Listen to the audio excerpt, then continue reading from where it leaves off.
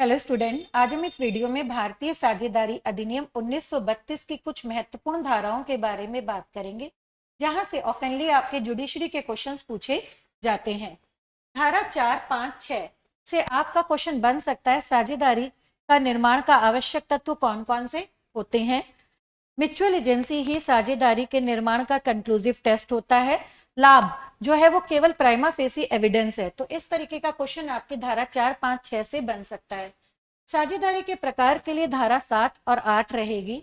वहीं पे साझेदारों के अधिकार और कर्तव्य कौन है, उसके लिए आपको ये 12, 13, 16, 31, 32, 33 आदि धाराओं का इस्तेमाल करना होगा। साझेदारी संपत्ति से आप क्या समझते हैं, उसके लिए आपका धारा 14 और 15 से क्वेश्चन बनता है। साझेदारों के अधिकार क्या है, साझेदारी के स्पष्ट और गर्भित अधिकारों के लिए आपको 19, 20, 21, 22 इन धाराओं को देखना होगा। क्या एक साझेदार अपने हित का हस्तांतरण कर सकता है, इसके लिए आपकी धारा 29 रहती है। एक अवयस्क की साझेदारी फर्म में स्थिति क्या है, इसके लिए आपकी धारा 30 रहेगी।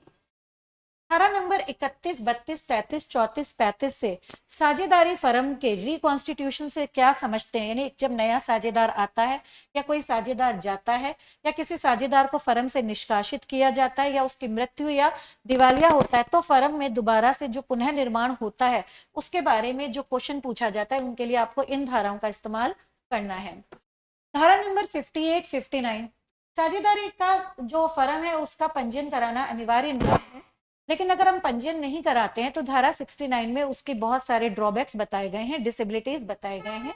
तो 58, 59 में अगर हम पंजीयन कराते हैं तो उसकी प्रक्रिया 58, 59 में, पंजीयन के बाद अगर हम कोई परिवर्तन कराते हैं तो उसके लिए हमें धारा 60, 61, 62 आदि देखनी है।